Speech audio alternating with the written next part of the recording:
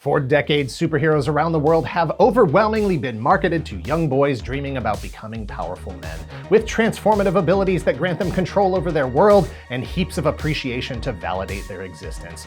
For decades, the market failed to recognize that young girls like that stuff too, and there's just as much money to be made, if not more, selling it to them. Hi, I'm Dan Larson, and this is the history of Sailor Moon.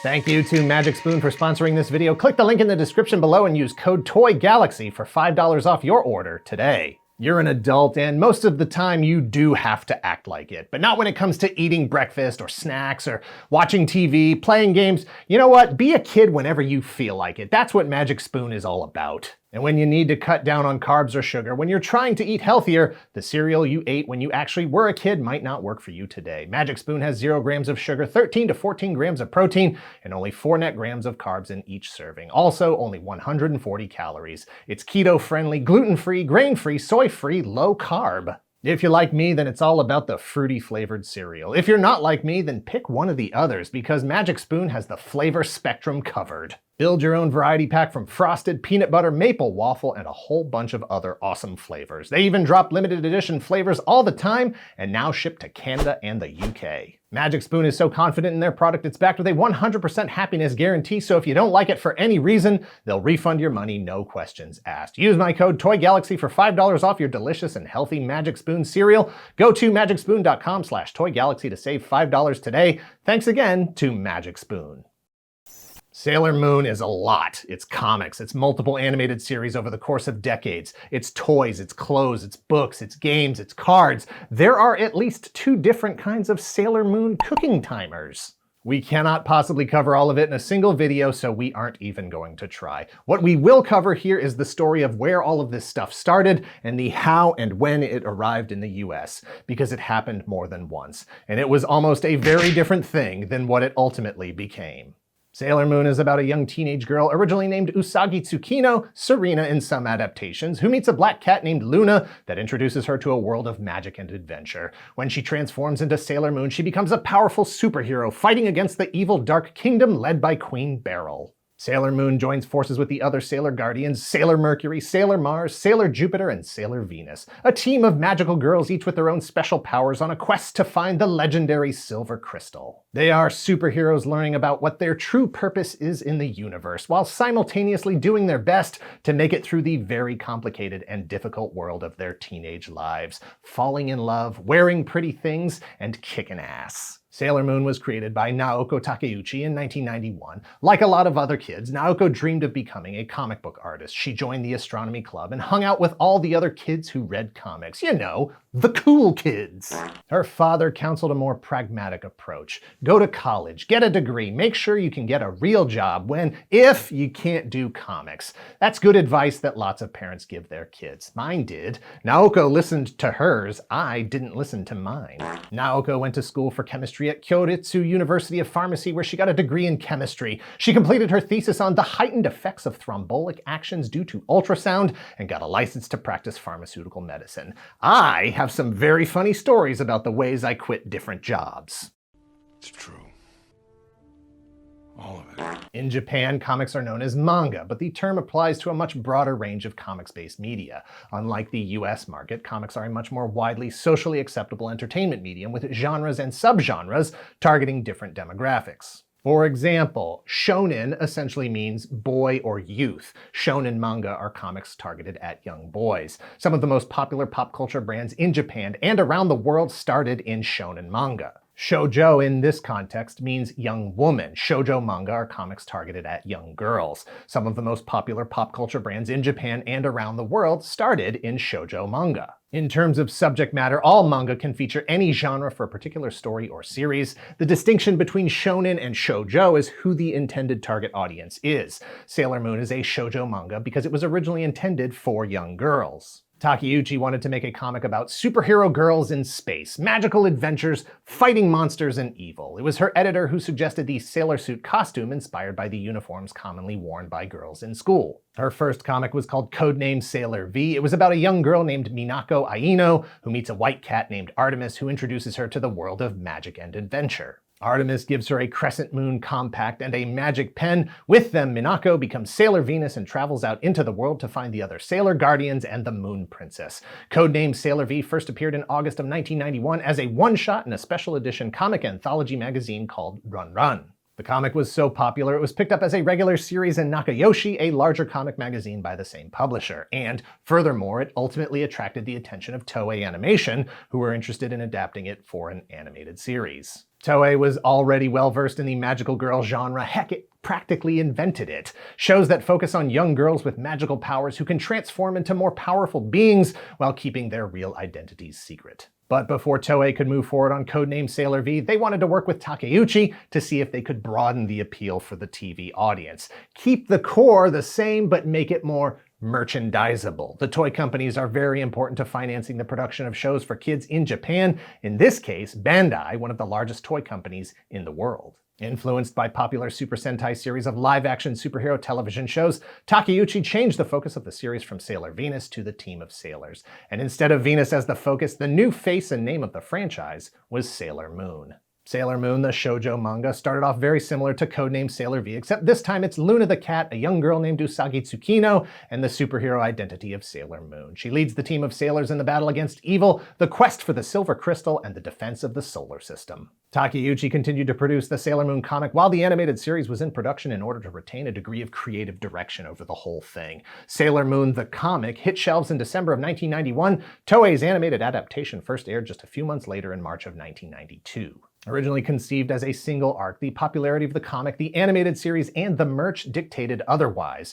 Toei pressed Takeuchi to continue the series beyond her original intended ending. She wanted to kill off all the heroes. Toei wanted to figure out a way to bring them back. 4 additional arcs were developed by Takeuchi, with the comics running just a few months ahead of the cartoons. Sailor Moon quickly became one of the most popular and most lucrative brands in Japan, making Takeuchi a lot of money. But it would also force Takeuchi to question to what degree she was sacrificing her own creative voice to the people working on the animated series. How much the characters and their voices were changed, the way the characters were depicted by a studio full of male creators. Something to think about while she drove her Porsche to work. Toei developed 3 animated feature films as well as television specials and short films. The series ran for 200 episodes over 5 seasons from 1992 through 1997. There's a lot of bouncing around in the timeline between different media. There are guides available online to help you navigate the proper watch order if you need them. The popularity of the Super Sentai series in Japan impacted Sailor Moon well beyond the development of the Toei animated series. By 1993, Super Sentai had produced 16 different seasons,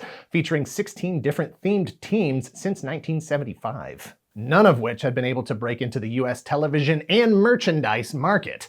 That changed in 1993 when Saban Entertainment and Fox Kids successfully adapted the 1992 Super Sentai series Kyoryu Sentai Zyuranger as Mighty Morphin Power Rangers. What followed was a deluge of properties rushing to take advantage of an audience that was starving for more Power Rangers, and a bunch of studios that wanted to replicate the low-cost, quick turnaround process that Saban had used to produce the series and stock the shelves. A decades-old method of taking existing Japanese footage, removing all the direct references to Japan and Japanese culture, re-record all the dialogue, reshoot out-of-costume scenes where necessary, import and rebrand all of the existing merchandise. Get rich in the 90s. That's Business 101, baby. So, in 1993, Renaissance Atlantic Entertainment, one of the production partners on Mighty Morphin Power Rangers, began working on a way to develop a similar product for girls. Renaissance believed that Sailor Moon could be that property. Standards and practices are a lot more strict in the US, and culturally there was a lot of stuff in Sailor Moon that they didn't think would translate. In order to make it work in the US, it would need significant changes. Changes that Toei wasn't interested in making. Without the rights to the animated series, but with Bandai interested in selling their existing Sailor Moon toys in the US, Renaissance began developing a spiritually similar but wholly different kind of Sailor Moon show.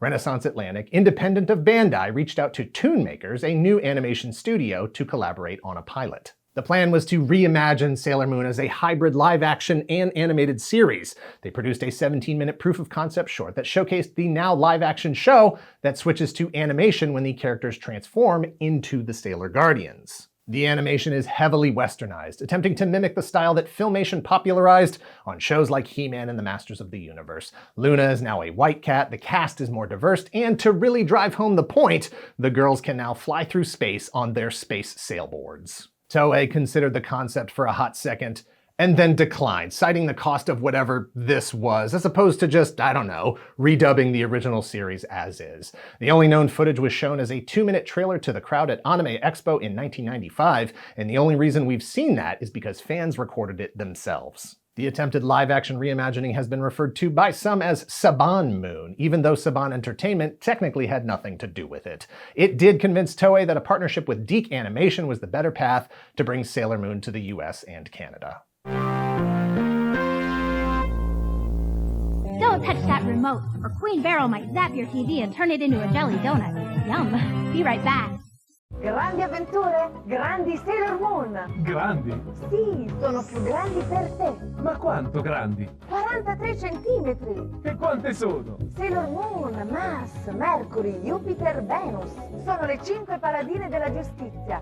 Ma più grandi! Ehi Sailor, sono qui! Sailor Moon, sei grandissima! Sailor Moon giganti sono solo giochi preziosi, le uniche, le originali. In 1995, Toei licensed the first 2 seasons of Sailor Moon to DiC Productions, who brought in Optimum Productions to handle the dubbing into English, which burned Renaissance Atlantic founder Frank Ward because right out of the gate, DiC and Optimum had to censor the show the way that Toei wouldn't allow Frank and Renaissance to do previously.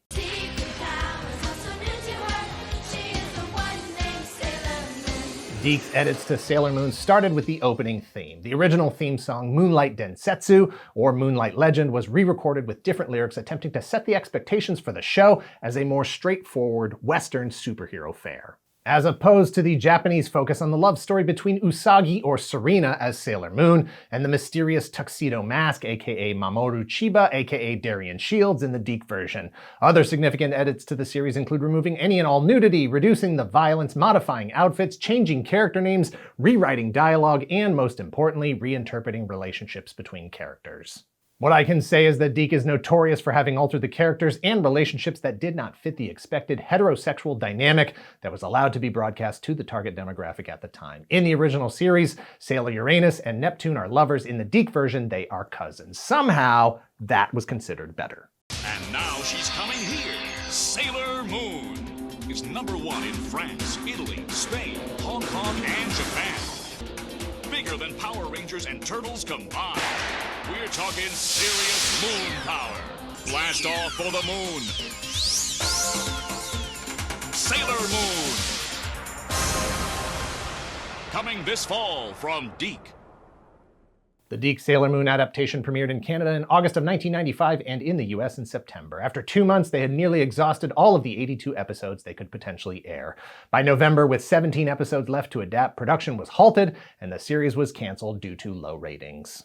In the US, networks were airing it in early morning and afternoons, assuming that it was the younger kids that were going to be watching, while in Canada it performed better airing during prime time. Mainstream networks in the US weren't ready for anime, but the fans were if the networks could figure out when to program for them. Modern Japanese cartoons weren't considered a serious option for the US at the time, but the fans were hungry for it. They were desperate and taking extreme measures to watch anything that was being produced, importing, sharing, circulating VHS tapes recorded directly off Japanese television, including the original uncut broadcasts of Sailor Moon. When the DiC adaptation was canceled, the fans went to work. They started a campaign called Save Our Sailors, with the goal of convincing DiC to finish the last 17 episodes and bring it back to broadcast. Using the tools they had, they began buying up products from the brands that had sponsored Sailor Moon while it was on the air, like Pop-Tarts. They bought a lot of Pop-Tarts. And it worked, but not really. While the Save Our Sailors campaign was underway, Irwin Toys and General Mills had already been working to complete the series and bring it back through General Mills' subsidiary, the Program Exchange, a company that deals specifically with television syndication and program distribution.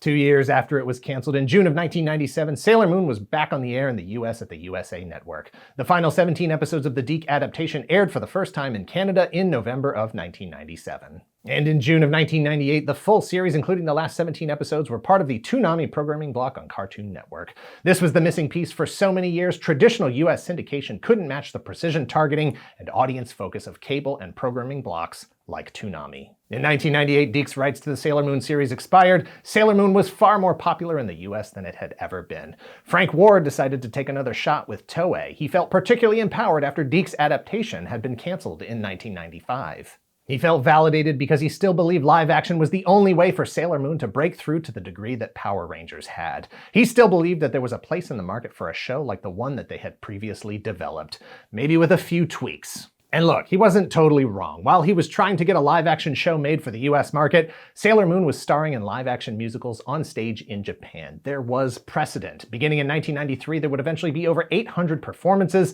with the first 500 produced by Bandai from 1993 to 2005. Frank Ward, this time without tune makers or any animation at all, headed the development of a new live-action adaptation, or at least a show inspired by Sailor Moon that he called Team Angel. That said, it strays so far from the look, feel, tone, and quality of Sailor Moon that it doesn't even succeed in being a knockoff. It is really something else. Toei passed again.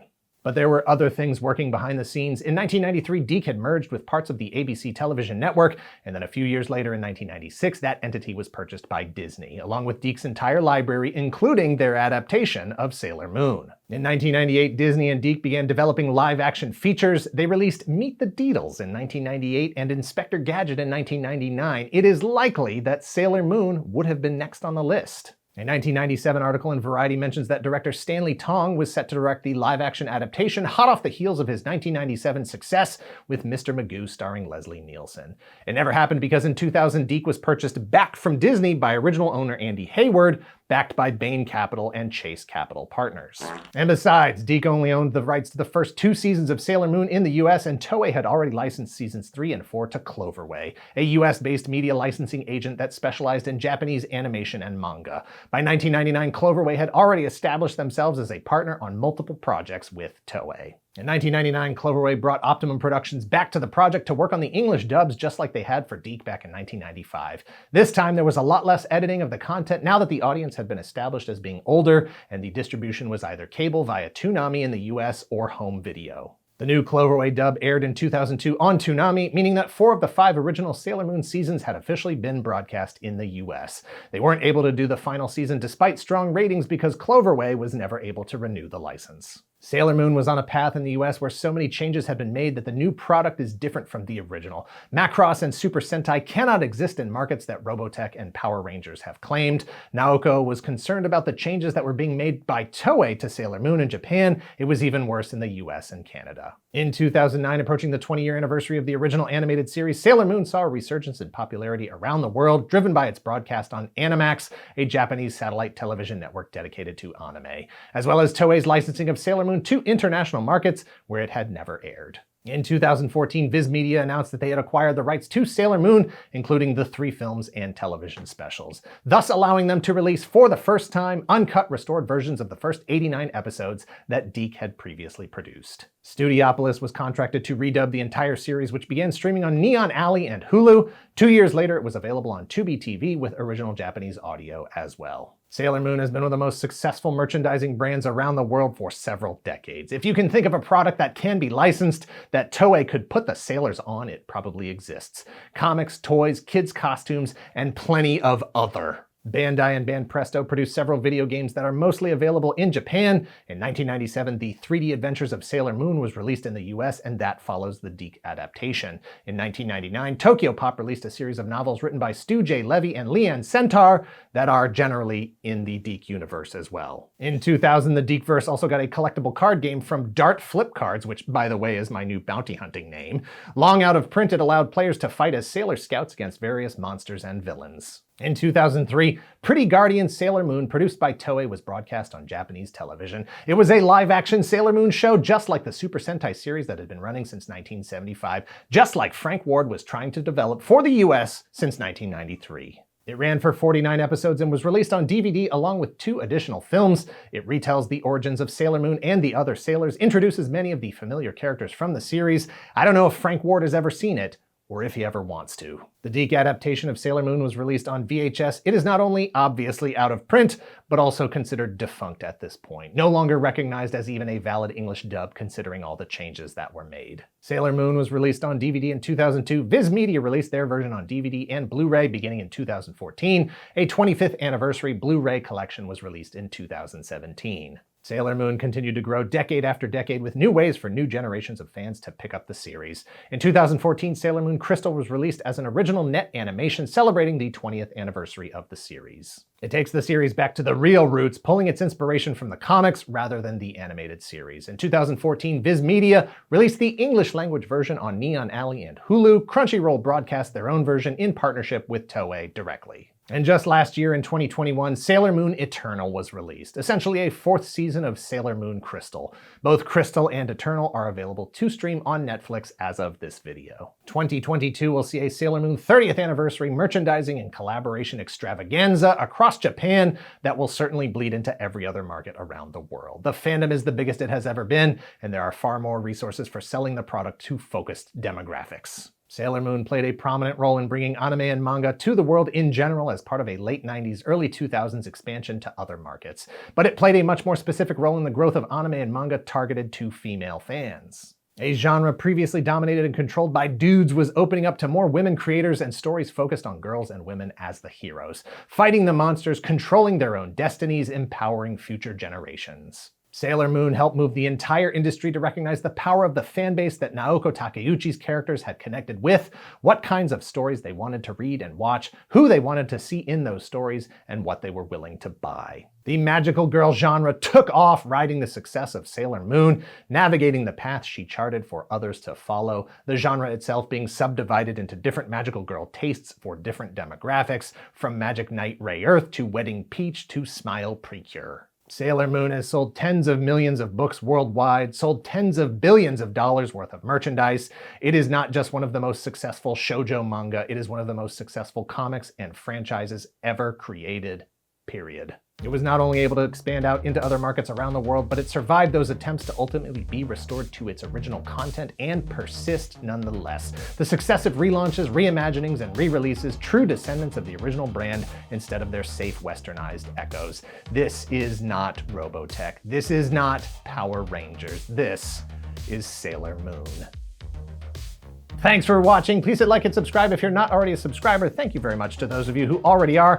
Thank you again to Magic Spoon for sponsoring this video, and special recognition to Kotaku, who have an incredible story about Frank Ward and the 2 different live-action versions he tried to make for the US. Please go read that article if you have a chance. Link in the description below. Check us out on Twitch at twitch.tv/ToyGalaxy if you're in the position to help the channel grow. If you would like early access to the videos ad-free, please visit our Patreon at patreon.com/ToyGalaxy. And let us know in the comments down below how much of your creative integrity you would be willing to sacrifice if it meant you would be a millionaire. Most people don't get to have both. Usually you have to pick one or the other. Difficulty level is that you have to keep your name attached to whatever they end up making as the creator. All of it. Of that thing. All of it. Fill my pockets with money and we'll be fine. Throw all the money at me. Cut.